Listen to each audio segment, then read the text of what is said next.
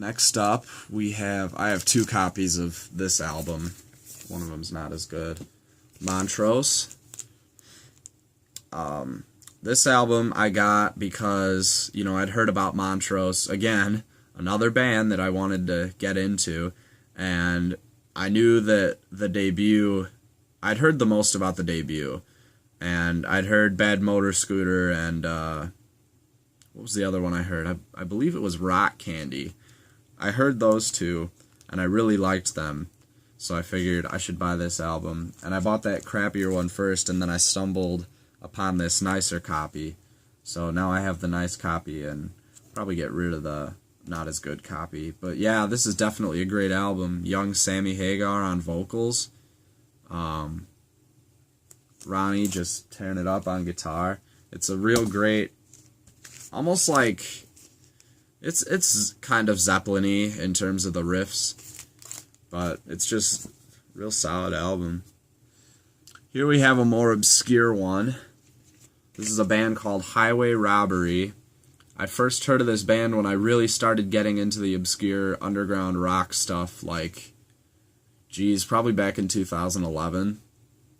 And I'd always been looking for a copy of this on vinyl or CD, and it turns out the vinyl copies were cheaper than the CDs. So I got this for Christmas one year, and it's awesome. It's super heavy and raucous. I love Promotion Man and 15 and Lazy Woman, and even the softer stuff like Bells. I just think this is a great album, and I like the cover too. I guess it's the bassist here on the far left. He kind of looks like Eric Clapton to me. I don't really know why. But that's a really cool record. Here we have the first Cactus album. This is a record I'd been looking around for a really long time. And I went to the record store that I go to in Barrington. First time I went there and I saw it, and I picked it up right away and said I'm buying it. I love this back cover here. It just looks like a gang of people you really wouldn't want to cross. But this is an awesome album. I heard Parchment Farm, and that's what really sort of turned me on to, I need to get this album. But Let Me Swim and Oleo and Bro Bill, it's just a bunch of cool songs on here. I haven't listened to that in a while. I should listen to it. Here we have Restrictions. The same record store that I bought the first one at, well, this is where I got this one too. They had a really nice copy of Restrictions, but it was a little pricey. So I settled for this not as good one. I really don't know anything on this album except for Evil. Another album that I bought that I'm really not sure if I've listened to. But I knew Evil, so that was enough for me to purchase it. Just something to listen to. Here we have Rush's first album, the one they did with John Rutsey. I'm probably quite in the minority here, but this is by far my favorite Rush album. I think it's so cool how different they sound. They sound very Led Zeppelin-ish on this record. Not proggy, there's no keyboards or anything. I love just all of the songs on here. It's a great album. Very different from what they did later. And really kind of a cool album. Here we have Tommy Bolin, Teaser. I discovered Tommy Bolin because I was getting really into Monster Magnet and the Atomic Bitchwax. And I know Ed Mundell, the guitarist, well, former guitarist for both bands, he really liked Tommy Bolin. So I thought, well, I'll check him out. And, I found out that Teaser was covered by Motley Crue on one of their greatest hits compilations. And so I said, this sounds familiar. And I ended up really liking it. I have this one and Private Eyes, which I'll show you in a second. And I think this one is probably my favorite of the two. It's just, there's so many different genres represented on it. I think it's really cool. Here's Private Eyes. I think that I think that it's a cool cover. This has Post Toasty on it, which is one of his big instrumentals. I think that's the instrumental. So, yeah, I just bought this one because I wanted to have his second album. The record store I go to in Rockford has tons of copies of Teaser. I was quite surprised how many copies they had of it. Here we have, what is this? I don't even know what it's called. Phenomenon by UFO. This is the one that has Dr. Doctor and Rock Bottom on it. I gotta say I was a little disappointed with this album. I think I had too high of expectations for it because of Dr. Doctor and Rock Bottom. So it was, I don't know, it was good, but it wasn't anything great. But still kind of a cool album to have. I like the cover on it. Here we have the Tubes. This is their first album, the one with White Punks on Dope on it, I believe. And I bought this one just to sort of, oh, this has like a poster in it or something. Oh, that's kind of cool.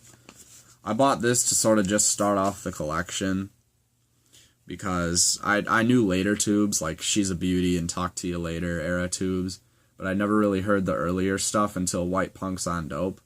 So I figured I'd buy this just as a starting point to get more into them. I bought that one, I believe, at the same time I bought the next two. This is the Completion Backward Principle, the one with Don't Want to Wait Anymore and Talk to You Later on it.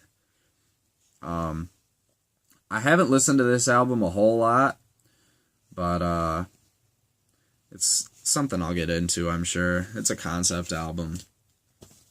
Don't have a whole lot of concept albums. And here's Outside Inside. This is a great album. I love this album. I love She's a Beauty, Out of the Business, and Tip of My Tongue. There's just, in fact, really the only song I don't like on here is The Monkey Time. I think that's kind of a stupid song, to tell you the truth. But it's got this is the center of the record. It's got the hole for it. I like the back cover too. How it's the band members inside of a tube and the guys looking up into it. Yeah, this is a great album. That's the first Tubes I really heard back when I was a kid. My dad used to listen to them a lot. Here we have Disraeli Gears by Cream. Only Cream vinyl I have. I'm hoping to get more soon, like Fresh Cream and Goodbye and all the various other ones they have. This is one of the ones I was kind of torn whether to put it in psych or rock, but it's definitely more heavy rock, I'd say, with psychedelic tendencies. I went through a period when I was a freshman in high school where this album is all I listened to. I was obsessed with this album. And it's still a pretty good album. I mean, well, it's better than pretty good. I really like it. Here we have Blue Cheer's first album, I never know how to pronounce it correctly. I always say it Vincebus Eruptum. I've heard it Vincebus Eruptum. I don't know. I'll just keep calling it what I call it. There's the back. This was, it's a reissue, obviously. This was a birthday present from my now ex-girlfriend, I think like 2 years ago. Yeah, this is a pretty cool gift. I like it. It's a good album. That was the first, like, Blue Cheer I heard, obviously. Summertime Blues. However, this album, Outside Inside by Blue Cheer, I actually like this one better than Vincebus Eruptum. I like Feathers from Your Tree and Sun Cycle and Satisfaction. Really everything on here. I think it's a better album for some reason. So this is one that I was on the lookout for a while. I can't really follow Blue Cheer all that much because they had all those lineup changes. But after this one, I know there's like New and Improved, and then there's their self-titled. that's kind of where I stop in interest. But this one is really good. I think superior to Vincebus eruptum. Here we have Climbing by Mountain. This is the one with Mississippi Queen on it. I got this because Mountain was on that list of bands that I always wanted to get more into. And this album is just fantastic. I didn't really think... I knew Mountain was kind of heavy, but I didn't really think they were this heavy. So I was definitely not disappointed with this album. I'm super glad I got it. And then here's Nantucket Sleigh Ride. I don't think I know any...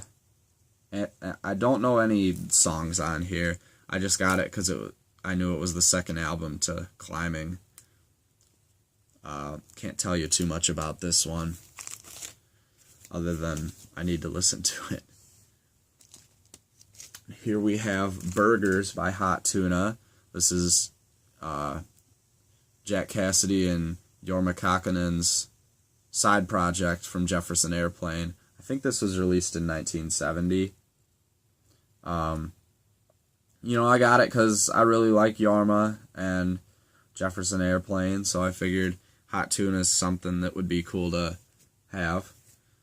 I like the back cover. I like Jack's shirt on there. So, I haven't listened to this one too much, but, yeah. I'm sure I'll get more into it. Sorry I can't talk today.